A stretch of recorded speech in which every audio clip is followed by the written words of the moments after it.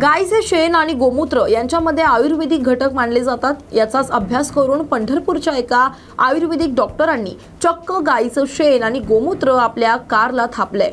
कारवर गायीचे शेण आणि गोमूत्र लावल्यानं कारमधील तापमान कडक उन्हातही निम्म्यावर येतं। परिणामी कारमध्ये थंडावा जाणवतो। या हेतूने पंढरपूरच्या डॉक्टर रामहरी कदम या डॉक्टरांचा देशी मात्र वैज्ञानिक सिद्धांतावरील जुगाड सध्या चर्चेत आहे। संपूर्ण कारला शेणाने आणि गोमूत्राने लेपन केल्यानं कारच्या लुकमध्ये चांगलाच फरक पडलाय।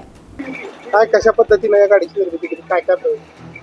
नमस्कार, मी डॉक्टर रामहरी कदम। या देशी गाईचं शेण आणि देशी गाईचं गोमूत्र या दोन्हीचा एकत्रित वापर करून या गाडीला मी लेप दिलेला आहे। मग हा का दिला तर एक शेणा म्हणजे गाडीचं तापमान जे आहे ते 50% कमी होतं याच्यामध्ये। दुसरी गोष्ट, रोज गाडी पुसावी लागत नाही आणि जो रोज जो कालावधी लागतोय मी साधारणतः 1 तास ते पाऊण तास, तो फक्त 5 मिनिटांमध्ये माझा काचा पुसला की काम होऊन जातं। आणि दुसरी गोष्ट की देशी गाईचं गोबर आणि गोमूत्राला आपल्या आयुर्वेदामध्ये ऋषींनी संज्ञा वापरली की गोबर वसते लक्ष्मी, गोमूत्र संजीवनी। मग गोबरला लक्ष्मीचं स्थान का दिलंय आणि गोमूत्राला संजीवनीचं का स्थान दिलंय याचा मी वैज्ञानिक अभ्यास केला। त्यावेळेस माझ्या लक्षात आलं त्या गोष्टी आणि मग मी माझ्या औषधामध्ये किंवा शेतामध्ये आणि आपल्या आरोग्याबद्दल की ह्या गोष्टी कशा फायदेशीर आहे माझ्या लक्षात आलं आणि हे लोकांसमोर मला आणण्यासाठी मी एक हा नवीन संकल्पना केलेली आहे। गाडीचं टेम्परेचर किती ना आता मोजायचं म्हणलं तर निम्म्यानं तरी कमी होते। गाडी कूल राहते? हा, गाडी एकदम थंड राहते। हे पाहिलंय तुम्ही, इथं एकदम तापणार चटका बसतो, इथं तसा चटका अजिबात बसत नाही। त्याच्यामुळे आतमध्ये पण थंडावा राहतो त्याच्यामध्ये। यवतमाळमधील दारव्हा शहरातील गणेश काळबांडे नावाचे किराणा व्यावसायिक यांचे बारीपुरा राम मंदिर जवळील राहते घरी भर दिवसा पत्नी व आई यांना बंदुकीचा धाक दाखवून 3,50,000 रुपये रोख, 20 तोळे सोने, 2 किलो चांदी असा मुद्देमाल जबरीने चोरून परिसरातील सीसीटीव्ही फुटेजात पाहणी केली असता त्यामध्ये आरोपी हे पुसद येथील शेवाळ पिंपरी मार्ग नांदेड येथे जाण्याचे प्रयत्न करत असताना शेवाळ पिंपरी येथे 6 जणांना अटक करण्यात आली, तर 42,85,000 रुपयांचा मुद्देमाल हस्तगत करण्यात आलाय। ऑलरेडी सर्वांना माहिती आहे मोस्टली, काल संध्याकाळी झाल्यामुळे काल दारवा पोलीस स्टेशन हद्दीमध्ये ते बारीपुरा म्हणून एक एरिया आहे, तिकडे गणेश कालबंदे यांच्या घरी 7 आरोपी घरी येऊन तिकडे घरीमध्ये तिच्या जो फिर्यादीचा म्हणजे गणेश कालबंदेच्या पत्नी आणि त्यांच्या आई दोन असताना ते 6 लोक आतमध्ये प्रवेश करून ते दोघं लेडीजचं तोंड आणि हात पाया कपड्याने बांध करून त्यांच्या घरीमध्ये जेवढं पण माल आहे, पैसा दागिने आहे, सर्व घेऊन गेलेलं आहे। आणि ते झाल्यानंतर ते ओरडोरड केल्यानंतर त्यांच्या शेजारचे लोक पण आले, ते पटकन त्यांच्या पतीला फोन केला म्हणजे गणेश कालबंडेला, ते पटकन पोलीस स्टेशनमध्ये येऊन दारवा पोलीस स्टेशनला कंप्लेंट दिली अशा घटना घडल्या म्हणून। तात्काळ त्यावेळेला आपला दारवाच्या पोलीस निरीक्षक श्री कुलकर्णीने ते दखल घेऊन स्पॉट व्हिजिट केला। त्यांना लक्षात आलं की सिरियस घटना घडली म्हणून आणि आपला पोलीस स्टेशनमध्ये दारवा शहरामध्ये पूर्ण आपला सीसीटीव्ही कव्हरेज आहे आणि आपला कंट्रोल रूम पण पोलीस स्टेशनमध्ये आहे। त्याने तिथेही सर्व चौकीला बघितले, त्यांना लक्षात आलं की हे स्कॉर्पिओ घेऊन आलेलं आहे आणि स्कॉर्पिओ गाडीला पण आपण आयडेंटिफाय केलेलं आहे, ते मला पण कळवले। पटकन आम्ही सर्व आजूबाजूला पोलीस स्टेशनला आणि इन्क्लुडिंग वाशिम जिल्ह्याला पण मी वाशिमच्या एसपीला पण बोलले, सर्वांच्याकडे आपण नाकाबंदी ठेवले। ते नाकाबंदी करताना गाडी आपल्याला शेंबाल पिंपरीकडे पास होताना आपला खंडाला PSOला दिसले, पण ते खूप बारदार वेगानं चालताना त्यांच्या मागे पण हे म्हणजे त्याच्या मागे पण जाऊन त्यांना पकडण्यासाठी प्रयत्न केला होता। ते समोरच्या लोकांना आपला अजून ते PSI आणि सर्वच्या टीमला सांगितल्यामुळे ते समोर जाऊन त्यांना पकडले शेंबाल पिंपरी गावामध्ये। आणि जेव्हा गाडी पकडले म्हणजे गावी पकडल्यानंतर ते गाडी सोडून सर्व आरोपी 7 पैकी 7 तिथून पडून गेलेला आहे। त्यापैकी एक आरोपी आपल्याला मिळाला नाही आणि पूर्ण गावकरच्या मदत आणि आपला खंडालाच्या पूर्ण टीम, त्यांचे 2 अधिकारी प्लस बाकी 4 अंमलदार, ते ॲक्च्युली पीस कमिटी मीटिंग घेण्यासाठी शेंबाल पिंपरीला होता आणि आपला 6 अधिकारी प्लस अंमलदार आणि गावकरचे लोक हे सर्व मदत करून आपण टोटल 6 आरोपींना अटक केलेला आहे आणि त्यांच्याकडून टोटल जेवढा पण मुद्देमाल गेलेला आहे 100% मुद्देमाल आपण रिकव्हर केला. ॲक्च्युली अजून अधिक मुद्देमाल रिकव्हर झालेला आहे. जो त्यांच्या घरातून जेवढे गेले तेवढ्यापेक्षा जास्त मिळालेला आहे कॅश, रोख रक्कम. आता आपण अधिक तपास चालू आहे, त्यांच्या विचारपूस करून अजून कुठे कुठे केलेलं आहे. काही घरफोडी पण म्हणजे आपल्याकडे येताना पण काही केलेलं असेल कुठे मध्ये मार्गाला, नाहीतरी त्यांच्याकडे पूर्वीच्या काही गुन्ह्याच्या पण असेल. ते पूर्ण पद्धतीने आपला तपास चालू आहे. त्यांना आज आपण कोर्टात प्रोड्यूस करून PCR घेऊन चांगल्या पद्धतीने त्यांना विचारपूस करणार आहे. आणि सर्व आरोपी नांदेड जिल्ह्याच्या आहेत. आम्ही नांदेड जिल्ह्याच्या पोलीस अधीक्षकसोबत मी खडवलेलं आहे. ते पण त्यांच्याकडून अजून काही त्यांच्या विरुद्ध काही गुन्हा दाखल आहे ते आपल्याला कळवणार आहे डिटेलमध्ये. पण सध्या सिच्युएशनमध्ये आपल्याकडे 6 पैकी 3 आरोपीच्या विरुद्ध ऑलरेडी गुन्हा दाखल आहे. त्याच्यामध्ये 2 आरोपीच्या विरुद्ध घरफोडीचे गुन्हे दाखल आहे. 1 आरोपीच्या विरुद्ध बॉडी ऑफेन्सचा म्हणजे 324 प्रकरणासारखे गुन्हे दाखल आहे. सर आधी ते पूर्ण केलेले असेल. आता आपण काल पूर्ण दिवसभर डिटेक्शनमध्ये, आरोपी पकडण्यामध्ये आणि FIR मध्ये आपला टाइम गेलेला आहे.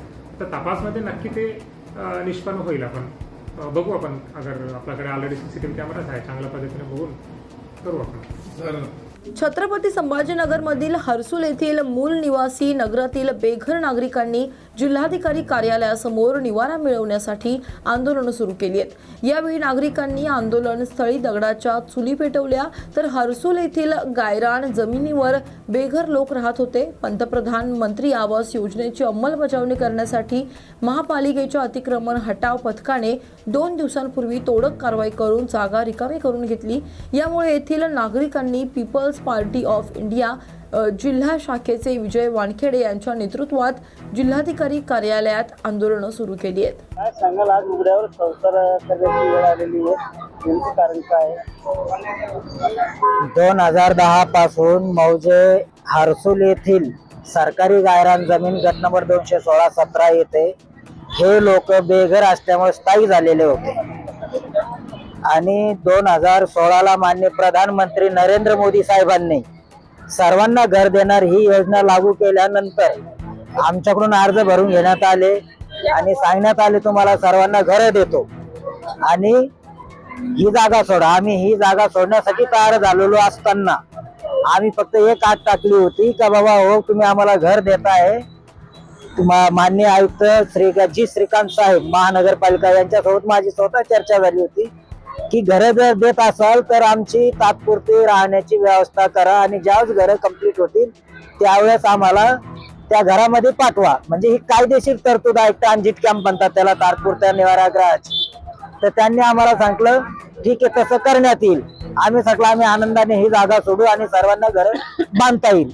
परंतु 24 तारखेला पूर्व सूचना न देता जी श्रीकांत साहेबांनी त्यांचे सहाय्यक आयुक्त संतोष वाहुळ यांच्या नेतृत्वाखाली आमच्या महिला आंघोळ करत असताना, कोणी स्वयंपाक करत असताना, कोणी कपडे बदलत असताना, घरामध्ये कोणी आजारी पेशंट असताना अशा पद्धतीनं अमानुष हल्ला अजागृतपणे घडवून आणला आणि सर्वांना बेघर केलं. आणि तिथून आमच्यावर अत्याचार केल्यानंतर आम्ही विनंती करत राहिलो की आम्हाला घराची व्यवस्था करा. त्यांनी सांगितलं घरगीर काय भेटणारी, कुठे जायचं जा. मग त्यासाठी आम्ही आज इथं आलेलो आहेत.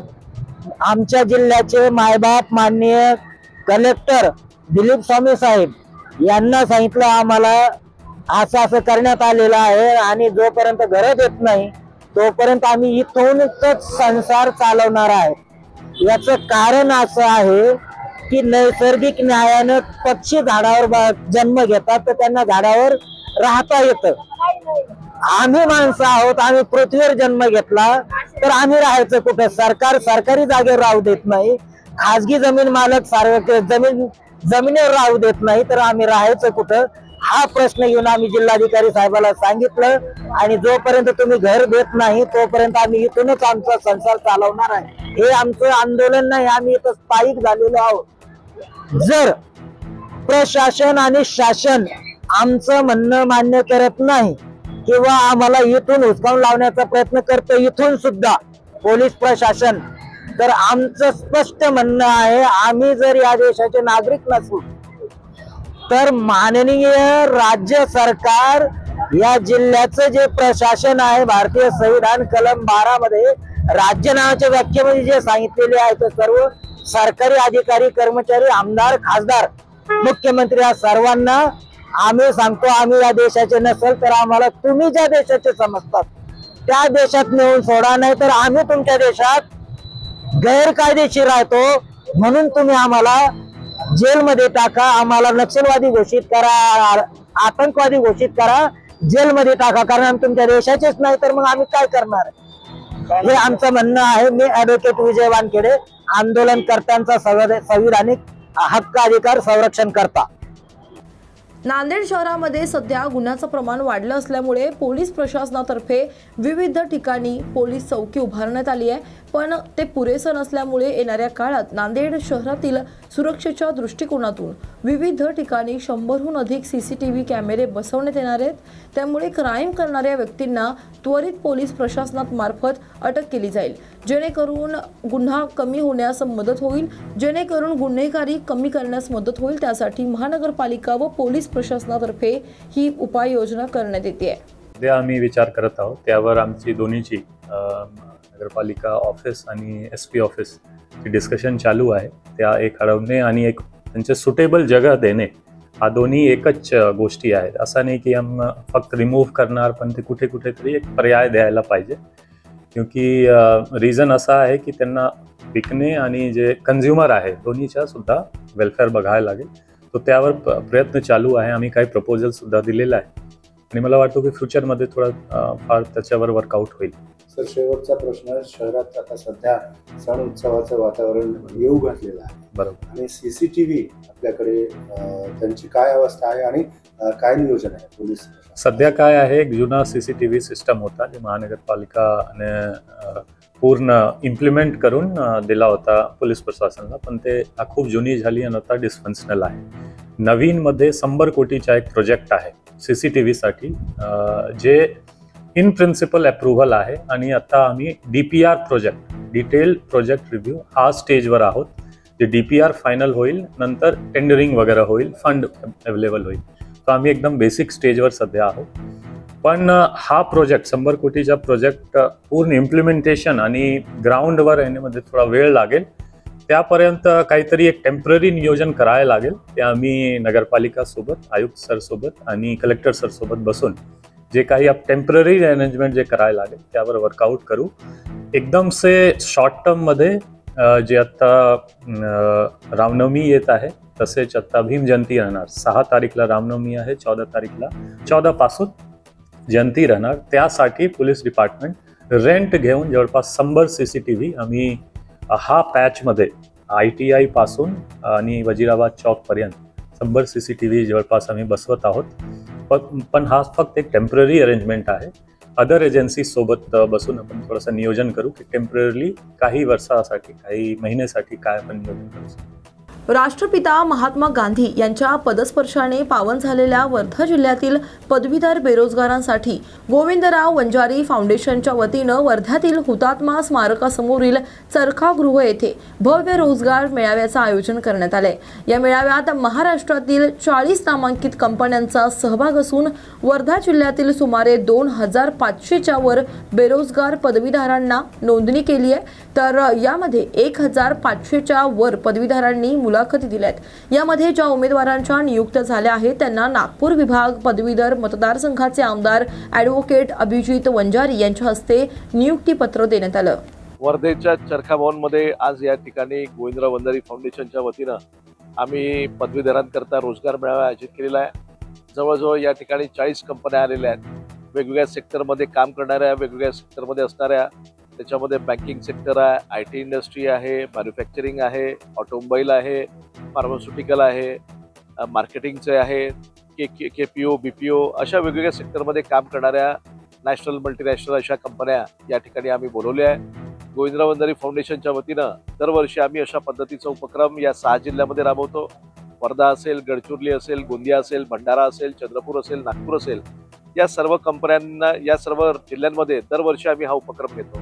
आपल्या पूर्व विदर्भातल्या या सर्व जिल्ह्यांमध्ये अतिशय चांगलं पोटेन्शियल असणारे अनेक विद्यार्थी आहेत, अनेक युवक आहेत, जे ग्रॅज्युएट झाल्यानंतर ज्यांना नोकरीच्या संदर्भामध्ये ज्यांचा शोध सुरू असतो, आणि म्हणून तो शोध पूर्ण करण्यासाठी त्यांना नोकरीची संधी उपलब्ध करून देण्यासाठी आम्ही अशा पद्धतीचा उपक्रम करतो. त्यांच्या जिल्ह्यामध्ये त्या कंपन्या आल्यानंतर त्या ठिकाणी त्यांच्या क्वालिफिकेशननुसार त्यांना नोकरीची संधी उपलब्ध करून देण्याचा आम्ही प्रयत्न करतो. वर्धा जिल्ह्यामध्ये सुद्धा आज अतिशय चांगला रिस्पॉन्स आहे. जवळजवळ 2,500 पेक्षा जास्त विद्यार्थ्यांनी रजिस्ट्रेशन केले होते आणि सकाळपासून या कार्यक्रमाला आम्ही सुरुवात केली आणि जवळपास मला असं वाटतं की 1500 पेक्षा अधिक विद्यार्थी या ठिकाणी आलेले आहेत. आता इंटरव्ह्यूची प्रक्रिया, त्यांच्या सिलेक्शनची प्रक्रिया ती या ठिकाणी सुरू आहे आणि ज्यांचं सिलेक्शन आहे त्यांच्या क्वालिफिकेशननुसार की त्या कंपन्या त्यांना ऑफर लेटर सुद्धा याच ठिकाणी देत आहे. आणि आजचा हा उपक्रम संपल्यानंतर सुद्धा जे विद्यार्थी रजिस्ट्रेशन ज्यांनी केलं होतं त्यांची ती त्या ठिकाणी अनालिसिस आम्ही करणार आहे. किती लोकांनी जॉईनिंग केलं, किती लोकांनी नोकरी स्वीकारली आणि किती लोकांना आणखीन काय अपेक्षा आहे याचं सुद्धा आम्ही अनालिसिस करणार आहोत. आणि याच्या माध्यमातून आपल्या युवकांना मुख्य प्रवाहामध्ये आणण्याचं काम आम्ही दरवर्षी करतो. जळगाव येथील वरणगाव तालुका भुसावळ येथील जवान अर्जुन लक्ष्मण बावस्कर हे अरुणाचल प्रदेशमध्ये ड्युटीवर असताना 24 मार्च रोजी हृदयविकाराच्या झटक्याने ते शहीद झाले. त्यांच्या निधनाची बातमी समजताच संपूर्ण गावावरती शोककळा पसरली आहे. त्यांच्या पार्थिवावर 27 मार्च रोजी वरणगाव येथील कृषी उत्पन्न बाजार समितीच्या प्रांगणात शासकीय इतमामात अंत्यसंस्कार करण्यात आले. तर शहीद जवान अर्जुन बावस्कर हे भारतीय लष्करात 15 वर्षांपासून सेवा बजावत होते. ते अरुणाचल प्रदेशमध्ये कर्तव्यावर असताना त्यांना हृदयविकाराचा झटका आला आणि त्यातच त्यांचे निधन झाले. या प्रसंगी पालकमंत्री गुलाबराव पाटील, आमदार गिरीश महाजन, आमदार एकनाथ खडसे यांनी घटनास्थळी भेट दिली. तर यावेळी सैनिकांकडून मानवंदना देऊन कृषी उत्पन्न बाजार समितीमध्ये मान्यवरांच्या हस्ते श्रद्धांजली अर्पण करून व बंदुकीच्या फेरी झाडून शहीद अर्जुन यांस अखेरचा निरोप देण्यात आला.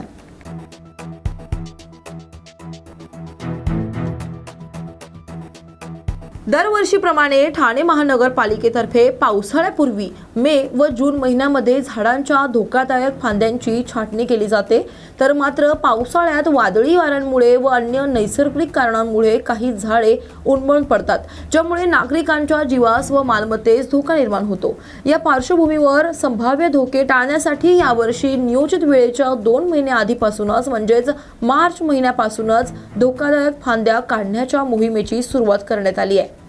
आपण दरवर्षी जे वृक्ष छाटणी करतो पावसाळ्याच्या आधी धोकादायक स्थितीत असलेले जे वृक्ष असतील, त्यांच्या फांद्या असतील, त्याच्यावर आपण कारवाई म्हणून आपण 15 मे पासून दरवर्षी आपण वृक्षांची छाटणी करतो. फांद्या धोकादायक फांद्या असतो, परंतु यावेळेला माननीय आयुक्त महोदयांनी ती कार्यवाही लवकर करावी जेणेकरून पावसाच्या आधी कुठल्याही पद्धतीचं वृक्ष छाटणीचं एखादं काही राहू नये आणि त्यात पावसाळ्यामध्ये धोका निर्माण होऊ नये. त्यासाठी आपण 15 मार्चपासून शहरामध्ये प्रभाग समितीने आहे धोकादायक झाडांच्या फांद्यांची छाटणी मोहीम सुरू केलेली आहे. त्यासाठी आपण जे काही सार्वजनिक ठिकाण असतील, उद्यान असतील, पदपथ असतील, बसस्टॉप असतील, या सर्व ठिकाणी जे काही धोकादायक स्थितीत असलेल्या झाडांच्या फांद्या असतील त्या आपण छाटणीचं मोहीम सुरू केलेली आहे. साधारणपणे शहरामध्ये 6367 झाडांचं आपण सर्वेक्षण केलंय प्रभाग समितीने आहे आणि त्या झाडांचं आपण आता छाटणीला सुरुवात करतोय. कुठलीही सावली नष्ट होणार नाही याची काळजी घेऊन, आता उन्हाळा कडक उन्हाळा याची जाणीव आम्हालाही आहे, परंतु हे करत असताना आपण त्या झाडाची सावली नष्ट होणार नाही. केवळ ज्या धोकादायक स्थितीत असलेल्या ज्या फांद्या आहेत त्या फांद्यामुळे कुठल्याही परिस्थितीमध्ये सावलीला बाधा येणार नाही अशाच पद्धतीचं ट्रिमिंगचं नियोजन आपण केलेलं आहे. प्रभाग समितीने आहे आपण तशी मॅनपॉवर मशिनरी उपलब्ध करून दिलेली आहे. त्याच्यावर आपण कंत्राटदारांना सूचना दिलेल्या आहेत. आमचे अधिकारी तैनात केलेले आहेत प्रत्येक प्रभाग समितीने आहे आणि त्याच्यावर प्रभाग म्हणजे झोन नुसार आपण आपले वरिष्ठ अधिकारी त्याचं मॉनिटरिंग करण्यासाठी आपण नियुक्त केलेले आहेत. त्याच्यामुळे अतिशय व्यवस्थितपणे झाडाला बाधाही होणार नाही आणि अनावश्यक वृक्ष छाटणी होणार नाही याच्या सूचना आपण ऑलरेडी त्या ज्या ठेकेदारांनी दिलेल्या आहेत.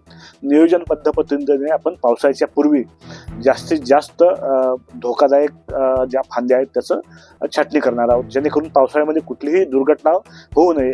दरवर्षी असे झाडं उन्मळून पडण्याच्या घटना होतात, धोकादायक स्थितीतील फांद्या पडून लोक जखमी होण्याच्या घटना होतात, वाहनांचं नुकसान होतं, मालमत्तेचं नुकसान होतं. हे नुकसान टाळण्यासाठी जीवित हानी होऊ नये किंवा जीवितास धोका निर्माण होऊ नये, मालमत्तेचं नुकसान होऊ नये यासाठी आपण 2 महिने आधीच ही वृक्ष छाटणी मोहीम सुरू केलेली आहे. महापालिकेतर्फे शेड उभारतोय, कडक ऊन आहे आणि जसं तुम्हाला सांगितलं की हीट वेव्ह मोठ्या प्रमाणात असते.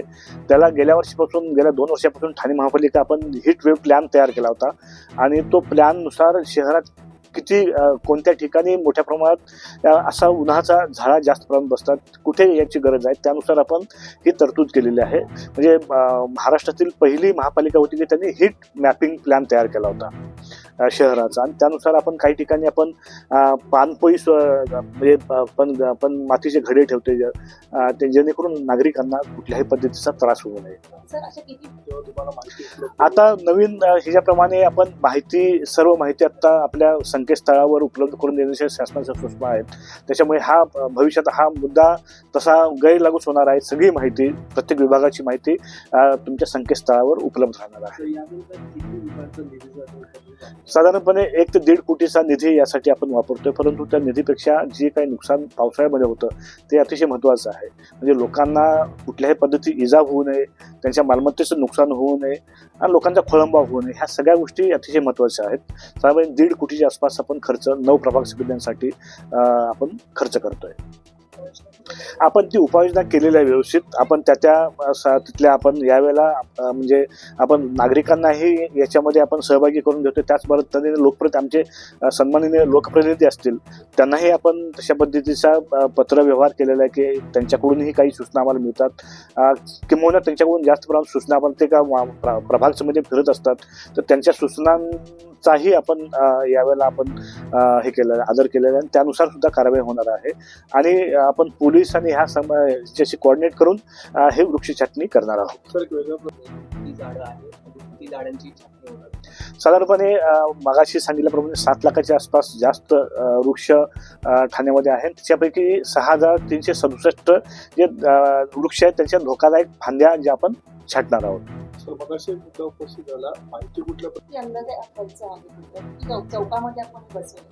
आता ती सुरुवात केलेली आहे. आवश्यकतेप्रमाणे त्याचं हे नियोजन केलं जाईल.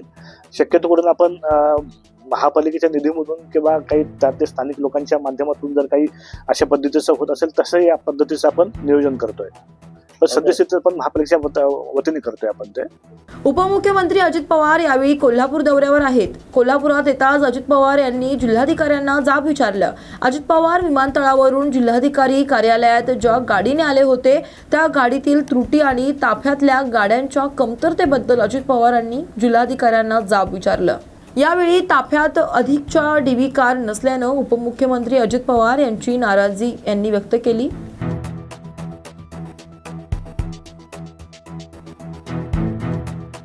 आमदार संजय केळकर यांच्या मार्गदर्शनाखाली व सह्याद्री प्रतिष्ठान ठाणे जिल्ह्यातर्फे ठाण्याच्या मध्यवर्ती कारागृहात ठाणे मुक्ती दिन मोठ्या उत्साहात साजरी करण्यात आला. यंदाचे हे 11वे वर्ष होते. या कार्यक्रमाला आमदार केळकर यांच्यासह आमदार निरंजन डावखरे, दुर्गरत्न श्रमिक गोजम गुंडे, इतिहासकार मकरंद जोशी, कारागृहाचे अधीक्षक राणी भोसले, उपअधीक्षक भोसले व ठाम परिवहन सदस्य विकास पाटील, सह्याद्री प्रतिष्ठानचे ठाणे जिल्हा अध्यक्ष महेश विनेकर आदी उपस्थित होते. साजरा करण्यात येत आहे. ठाणे शहराबद्दल इतिहास टिकून ठेवण्याचं काम यामध्ये करण्यात येत आहे. काय सांगाल? खरं म्हणजे प्रत्येक शहराचा इतिहास हा टिकून ठेवला पाहिजे आणि त्याच्यामुळे ठाणे शहराचं एक आगळा वेगळा इतिहास आहे. हे सांस्कृतिक शहर आहे. हे ऐतिहासिक देखील या शहराला फार मोठी पार्श्वभूमी लाभलेली आहे. अनेक ऐतिहासिक घटना या शहरामध्ये घडलेल्या आहेत. ठाण्यामधल्या या येणाऱ्या पुढच्या पिढ्यांना, महाराष्ट्रातल्या पुढच्या या पिढीला हे सगळं ज्ञात असलं पाहिजे. त्याच्यातूनच शेवटी प्रेरणा घेतली जाते आणि त्याकरता या शहरामधल्या अनेक गोष्टीच्या बरोबर हा ठाणे मुक्ती दिन देखील अत्यंत महत्त्वाचा आहे की पोर्तुगालांच्या जोखडातून मराठ्यांनी हा किल्ला जो आहे तो मुक्त केला आणि अतिशय अन्याय आणि अत्याचार करणारे पोर्तुगीज त्यांना या ठिकाणी 27 मार्च 1737 परास्त केलं. हा इतिहास शेवटी अत्यंत प्रेरणादायी आहे आणि त्यामुळे आम्ही जवळजवळ गेली 11 वर्ष हा ठाणे मुक्ती दिन साजरा करतो. केवळ मुक्तीदिन साजरा न करता हा इतिहास देखील या जेलच्या आतमध्ये देखील आम्ही त्याचं एक स्मारक निर्माण करतोय. म्युरल्सच्या माध्यमातून हे लोकांना खुलं होणारे पुढच्या काळामध्ये क्रांतिकारकांचा इतिहास या ठाण्याला आहे, या जेलला देखील आहे. आता हे जेल आहे, पूर्वी हा किल्ला होता.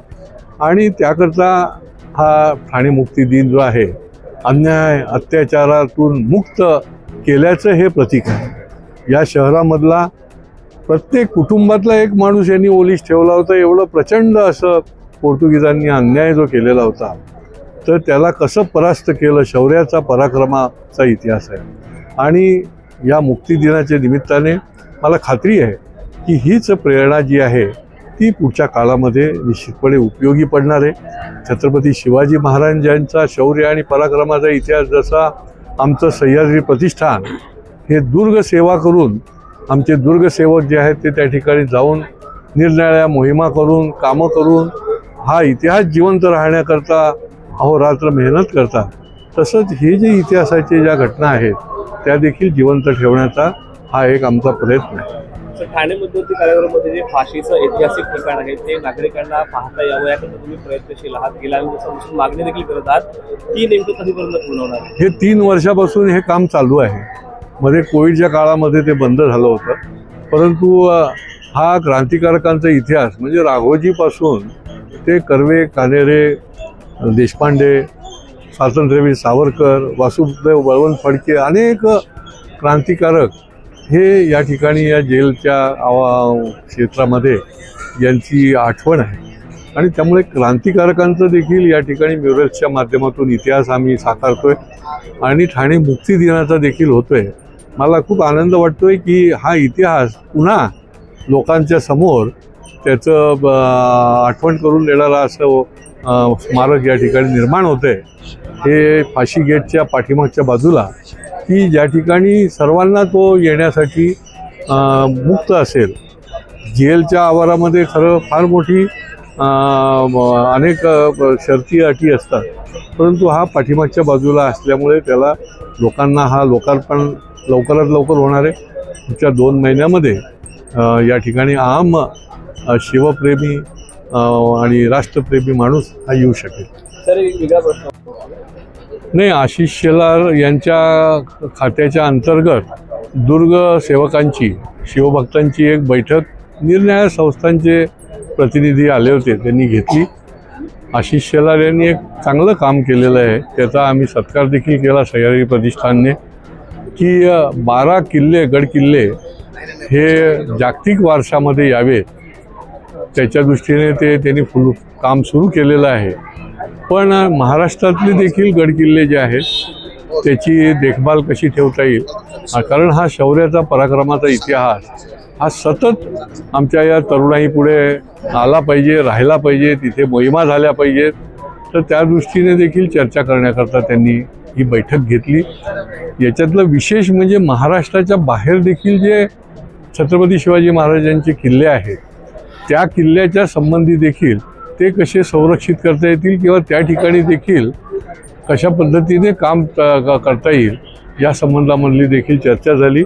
आणि आता पुढच्या काळामध्ये एक या गडकिल्ल्याची सल्लागार समिती देखील फॉर्म होते आहे आणि त्यांच्या या मार्गदर्शनाखाली हे कामकाज जे आहे ते पुढच्या काळामध्ये राहणार.